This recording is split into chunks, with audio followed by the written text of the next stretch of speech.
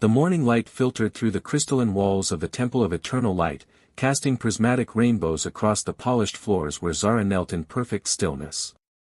Her silver hair fell like liquid starlight around her shoulders, and her pale blue eyes remained closed in meditation, seeking the void of pure logic that her people revered above all else.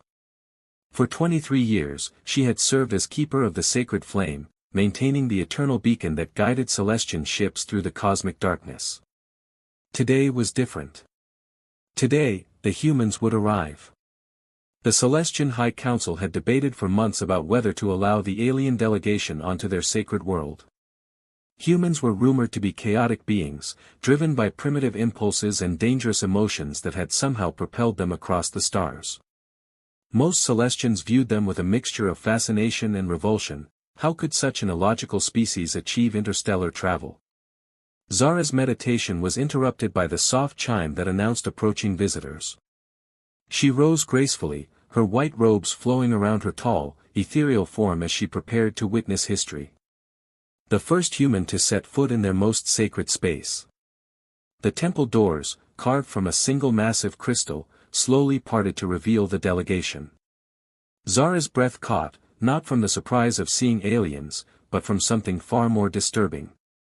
The humans moved with a strange energy that seemed to pulse around them like invisible fire. At their head walked a man who appeared to be in his early 30s, with dark hair and warm brown eyes that held depths she had never seen in any Celestian gaze. "Honored Keeper," the human said, his voice carrying tones that made something flutter strangely in Zara's chest. "I am Marcus Thompson, cultural attaché for the Terran diplomatic mission. We are deeply grateful for this privilege." Zara inclined her head formally, but found herself studying his face with unprecedented curiosity. There was something there, a warmth, a vitality that made her newly awakened senses tingle. "Welcome to the Temple of Eternal Light," she replied, her voice steadier than she felt. "I am Zara, guardian of the sacred flame." As she led the delegation through the temple's corridors, pointing out the geometric perfection of the architecture and explaining the mathematical principles behind their construction, Zara found her attention continually drawn to Marcus. Unlike her people, who moved with calculated precision, he walked with an easy grace that seemed almost joyful.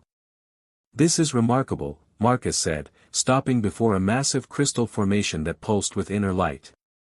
"The way the crystal responds to ambient energy, it's almost alive." "It is a focusing mechanism for pure logic," Zara explained, then paused. The crystal was behaving strangely, its usual steady pulse becoming irregular, almost rhythmic. "That is, unusual." Marcus stepped closer, and the crystal's light intensified dramatically. Other members of the delegation gasped as the entire chamber began to resonate with harmonious tones that had never been heard before. "Fascinating," Marcus murmured, reaching out tentatively toward the crystal's surface. "It's responding to something.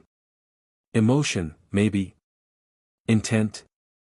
"Impossible," Zara said quickly, but even as the words left her lips, she felt doubt creeping in. Emotions were chaos, the antithesis of everything the Celestians had built their civilization upon. Yet the crystal's response was undeniable. As the tour continued, Zara found herself increasingly disturbed, not by the humans' presence, but by her own reactions to them. Particularly to Marcus. When he smiled, something warm unfurled in her chest. When he spoke of his home world with obvious affection, her heart seemed to quicken. When he accidentally brushed her hand while examining a sacred text, electricity shot through her entire being. This was wrong. This was dangerous. "Keeper Zara," Marcus said as the formal tour concluded, "might I ask you something personal?" The other delegates had moved ahead, examining a display of Celestian art with the expedition's cultural specialist. Zara and Marcus stood alone in the chamber of reflection, surrounded by mirrors that showed infinite versions of themselves stretching into eternity. "I suppose," Zara replied, alarmed by how breathless she sounded. "Do your people dream?" The question was so unexpected that Zara blinked in confusion. "Dream? You mean the neural processing that occurs during rest cycles?" "No," Marcus said gently, moving closer. In the mirrors, Zara could see their infinite reflections, human and celestian standing together in ways that should have looked wrong but somehow seemed right. I mean dreams. Hopes, wishes, things you want that have nothing to do with logic or necessity. Zara opened her mouth to say that such concepts were meaningless to her people, but the words wouldn't come. Because as she looked at Marcus, she found herself imagining impossible things.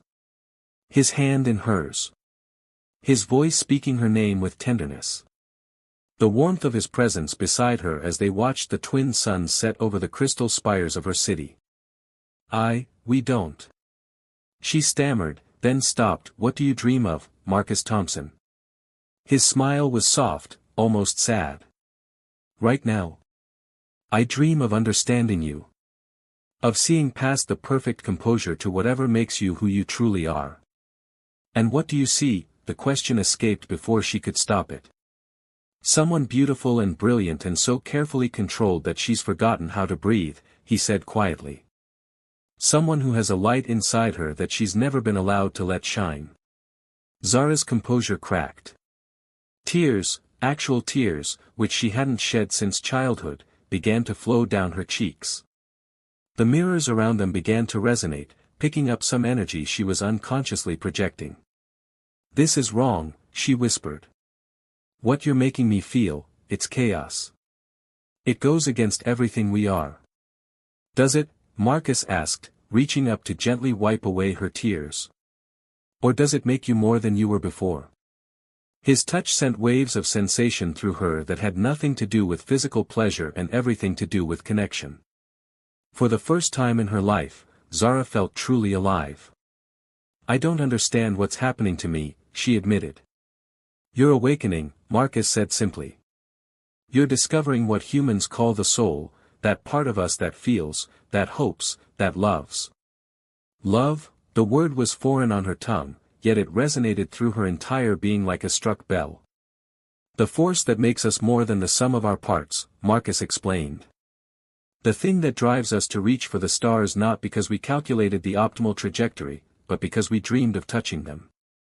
As if responding to their conversation, the sacred flame at the temple's heart suddenly blazed brighter than it had in centuries. Throughout the temple complex, crystals began to sing in harmonies that spoke of possibility and change. Zara looked at Marcus, seeing him clearly for the first time, not as an alien curiosity, but as something her people had never imagined possible, a being of pure divine spark, carrying within him the very force that gave meaning to existence. Teach me, she whispered, moving closer until they stood almost touching. Teach me to dream. Marcus's eyes darkened with something that made her heart race. Are you sure? Once you start down this path, there's no going back to the way things were.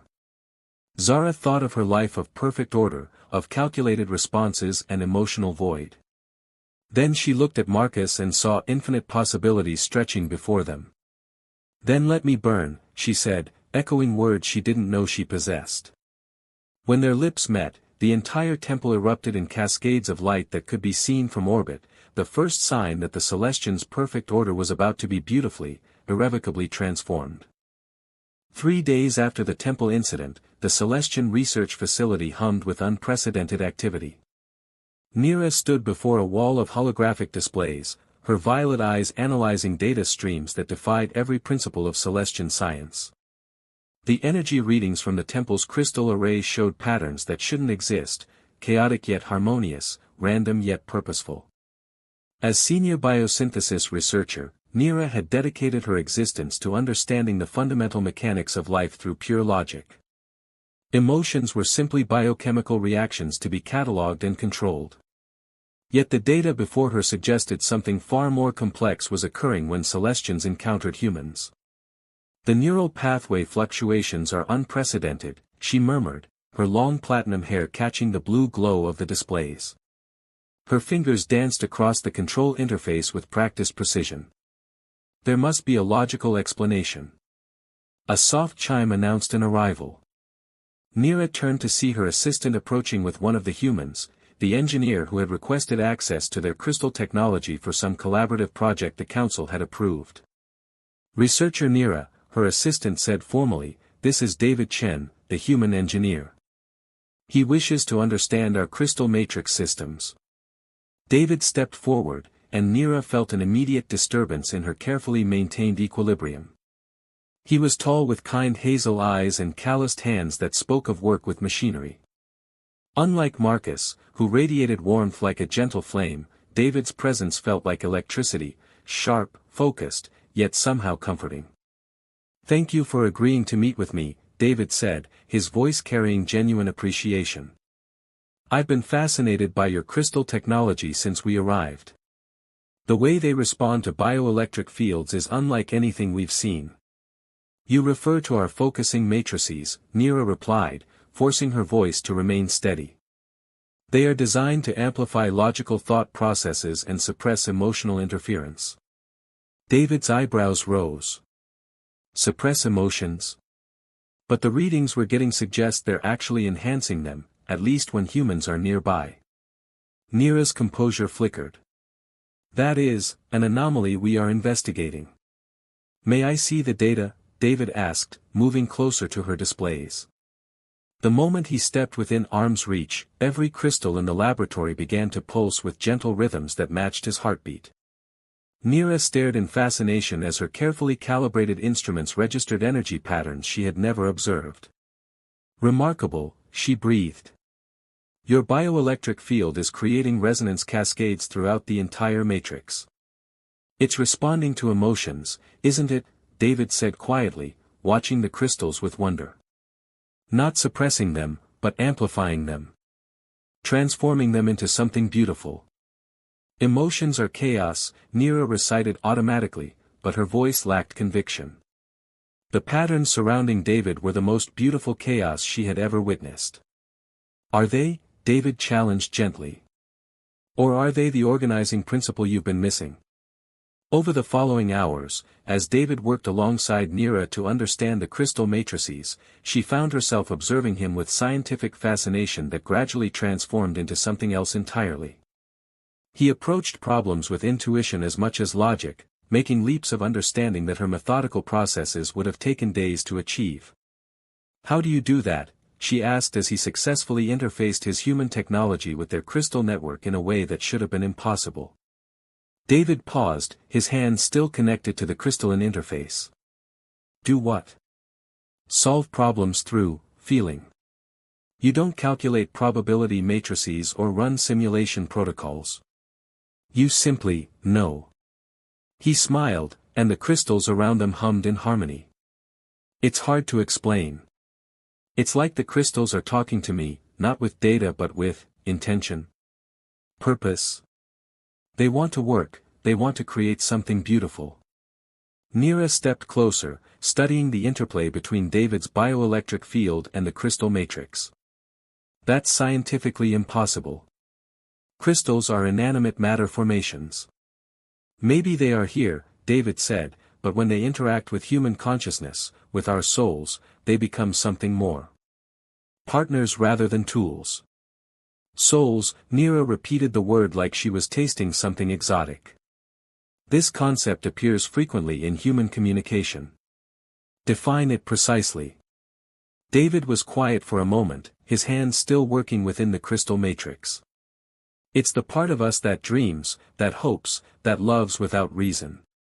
It's what makes us reach for impossible things just because they're beautiful." "Illogical," Nira said, but she moved closer, drawn by something she couldn't name. "Completely," David agreed, turning to face her. "And absolutely essential." Their eyes met, and Nira felt something shift deep inside her core processing centers. David's gaze held depths that her analytical mind couldn't fathom, warmth, curiosity, and something else that made her feel suddenly, inexplicably alive. "I've been watching you," she admitted, the words escaping before she could analyze their appropriateness. "The way you work, the way you approach problems. You make connections that should be impossible." "And I've been watching you," David replied softly. "The way your mind works is incredible.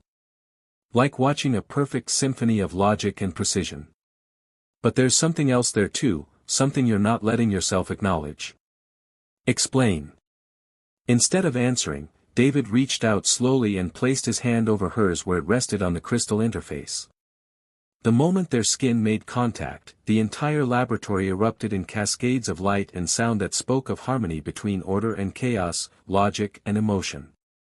Neera gasped as sensations she had no words for flooded through her. Joy, wonder, and beneath it all, a deep, aching longing that had been buried under layers of scientific discipline for her entire existence. "What is this?" she whispered, staring at their joined hands. "Connection," David said simply. "Recognition. Two minds that were made to work together." The crystals around them began to resonate in patterns more complex than anything in Neera's databases. It was as if the matrices were learning, evolving, becoming something new through their combined presence.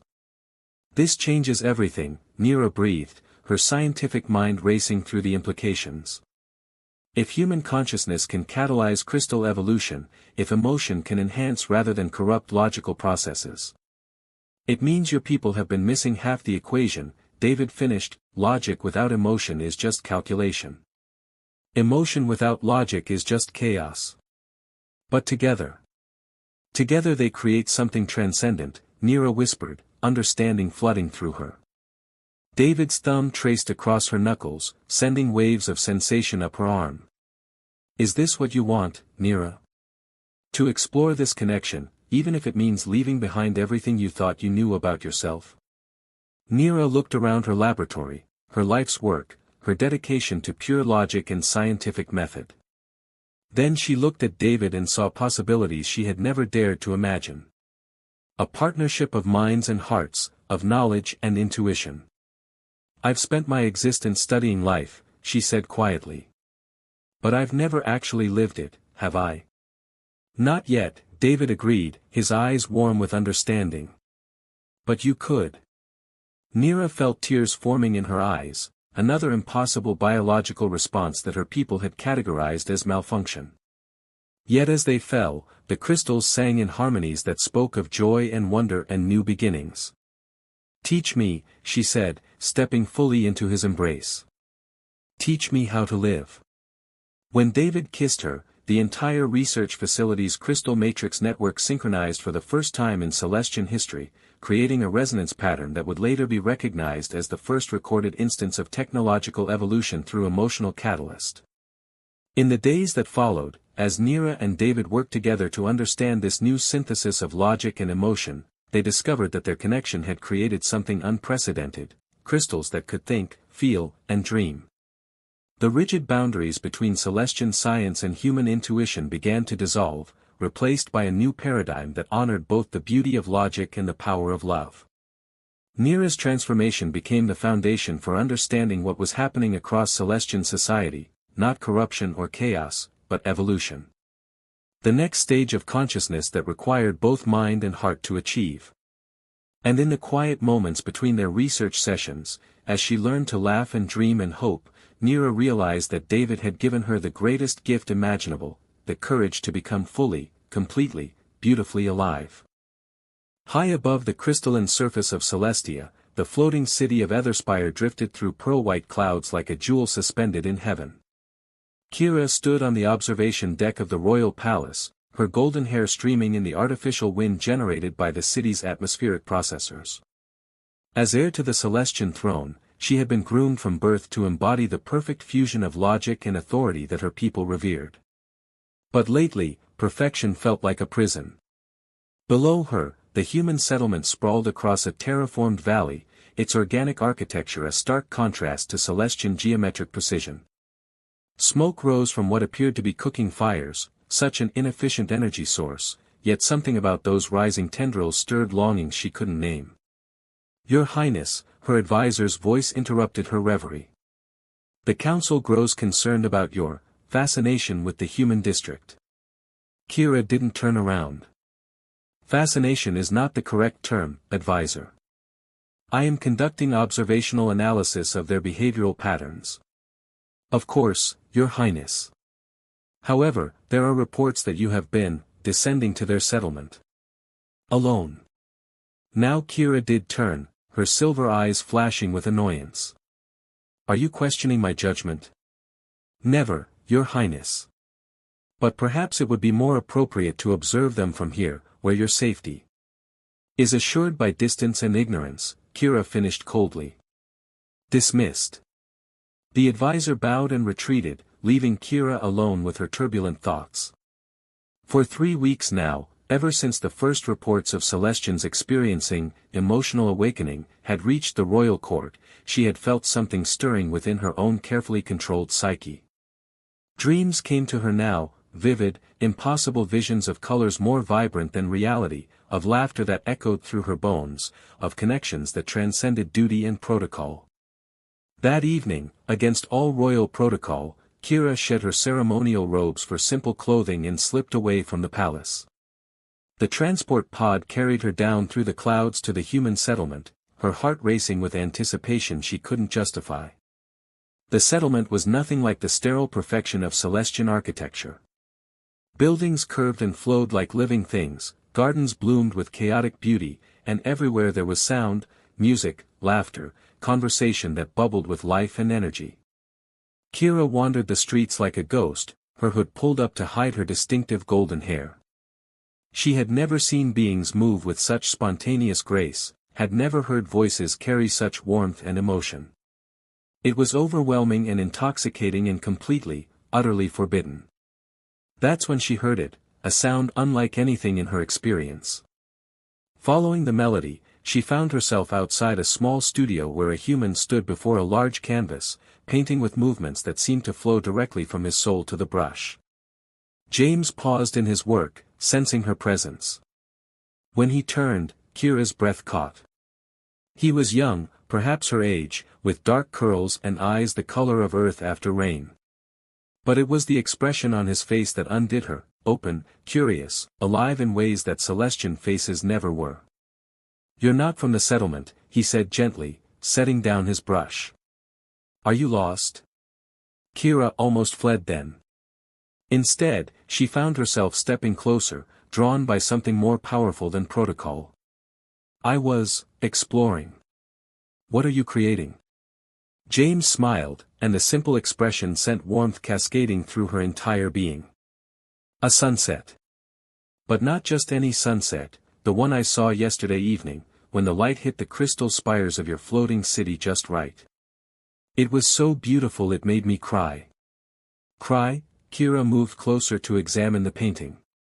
The canvas exploded with colors that somehow captured not just the visual beauty of the sunset, but the feeling of witnessing it. "You weep from aesthetic appreciation?" "Sometimes," James said, his voice soft with wonder.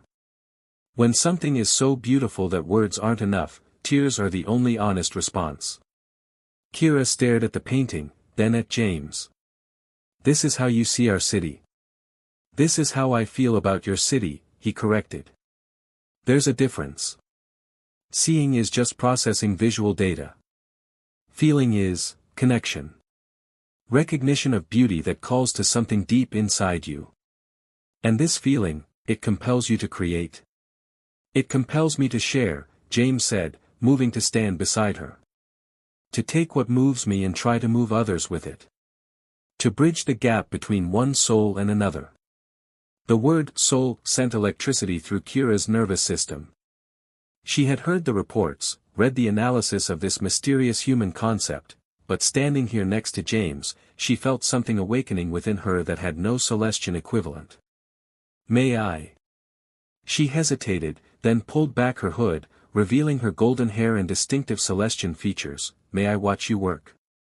James's eyes widened as he recognized what she was, not just a Celestian, but royal. Instead of bowing or backing away, he simply smiled wider. "Of course. But fair warning, art isn't a spectator sport. It tends to be contagious." Over the following nights, Kira found herself returning again and again to James's studio. She watched him paint emotion into landscapes, watched him capture the essence of laughter in color and brushstroke. Slowly, tentatively, he began to teach her. "Don't think about what the flower should look like," he said one evening as Kira struggled with a simple botanical study. "Feel what it means to you. What does its beauty make you want to express?" Kira's hand trembled as she held the brush. I don't understand. It's simply a reproductive organ designed for optimal pollination efficiency. James moved behind her, his presence warm and steadying. Forget efficiency. What do you feel when you look at it? Kira closed her eyes, trying to access something deeper than analysis. It's hopeful. Like it believes in tomorrow even though it will wither and die. Yes, James breathed, his hand covering hers on the brush. Paint that hope. The moment their skin touched, something electric passed between them. Kira's hand moved almost without conscious direction, creating flowing lines that somehow captured not the flower's structure but its spirit. Colors bloomed across the canvas, not the precise hues her analytical mind would have chosen, but shades that sang with life and possibility. It's beautiful, she whispered, staring at what she had created. You're beautiful, James said softly, and when Kira turned to face him, she saw her own awakening reflected in his eyes. Their first kiss was hesitant, experimental, a princess learning to be human, an artist teaching her the language of the heart.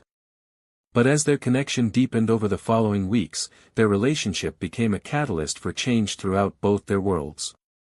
Kira began to understand that her father's rigid rule, while maintaining order, had cost their people something essential. The awakening spreading through Celestian society wasn't chaos, it was completion. Her people were remembering how to be whole. But the royal council saw only threat. The princess has been compromised, senior advisor Theron announced during an emergency session. Her association with the human artist is causing dangerous instability in the population. King Aldrich, Kira's father, stood before the great crystal throne that had ruled Celestia for 1,000 years. Explain. Sire, wherever the princess goes, more of our people experience this emotional awakening. The crystal networks are becoming unreliable, responding to feeling rather than logic. There are reports of Celestians abandoning their posts to pursue artistic expression and personal fulfillment. The king's silver eyes turned to ice. And the human settlement? Growing closer to our floating cities every day. They're building bridges, literal and metaphorical. If this continues, our perfect order will collapse into chaos. Then it must be stopped, the king declared. The human artist will be expelled from Celestia. The princess will undergo purification therapy to remove this contamination.